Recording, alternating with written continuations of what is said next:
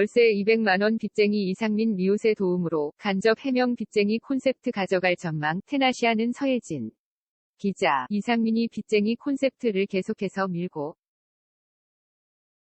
나갈 것으로 보인다. 럭셔리한 집과 비싼 신발 수집을 하면서도 궁상민 캐릭터를 유지하던 그는 빚을 자신의 캐릭터에 이용하는 듯한 모습으로 비호감 반열에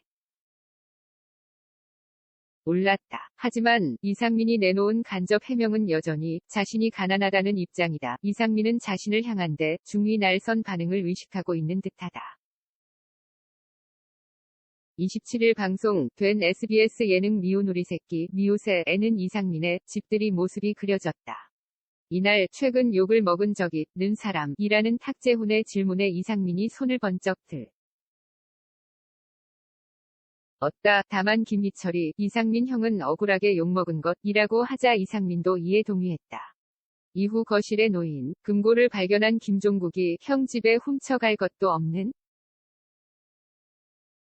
대 금고가 왜 있냐고 물었다. 그러자 김희철은 형, 금고 팔아서 빚 갚아 라며 그의 빚쟁이 콘셉트에 재차 힘을 실었다. 탁재훈은 금고 안에 현찰이 다발로 있는 거 아니냐면서 폭소했다. 김준호는 형 위심하는 사람들을 위해 공개하라고 말했다. 탁재훈은 이걸 지금 공개하면 사람들이 짰다고 생각할 것이라며 런데 나는 저게 금고인지도 몰랐다고 설명했다. 김준호는 금고를 공개하라고 이상민을 부추겼다. 그는 공개해, 형, 10원도 없다고 공개해 라고 말했다. 이상민은 문잠금 시스템으로 이뤄진 금고를 열었다. 그가 금고에서 꺼낸 건 문서 다발. 이상민은 지금까지 채권자들과 협의한 서류들이라고 설명했다. 이어 중요한 건 내가 줄 것만 있는 게 아니라 받을 것도 있다. 나한테 사기친 사람의 약속어음 증서 100억짜리를 갖고 온 거다. 이걸 보여주면서 3억이 필요하다고 해서 2억을 빌려줬는데 연락이 끊겼다고 털어놨다. 김희철은 사람 믿고 돈 빌려주면 사람도 잃고 돈도 잃는다고 말했다. 탁재훈은 금고가 없어야 할 집에 금고기 있어서 신화했다며 오해해서 미안하다고 사과했다. 이어 우리가 잠깐 다른 생각을 했는데 다들 이상민한테 사과하라고 말했다. 김준호는 거짓으로 사는 줄 알았지 라고 덧붙였다. 방송, 광고 등으로 엄청난 수익이 예상되는 이상민의 빚은 점점 늘어나고 있다. 과거 부도로 69억 8천만 원의 빚을 지게 된 이상민은 채무 액을 상환하기 위해 노력하는 모습을 보이며 궁상민이 라는 캐릭터를 얻었다. 2020년에는 90%의 빚을 갚았다고 밝히며 어려운 상황 속에서도 책임감을 지키는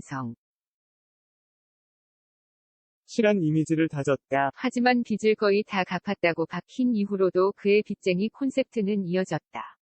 앞서 SBS 돌싱포맨에서는 돌연 자신의 빚이 9억에서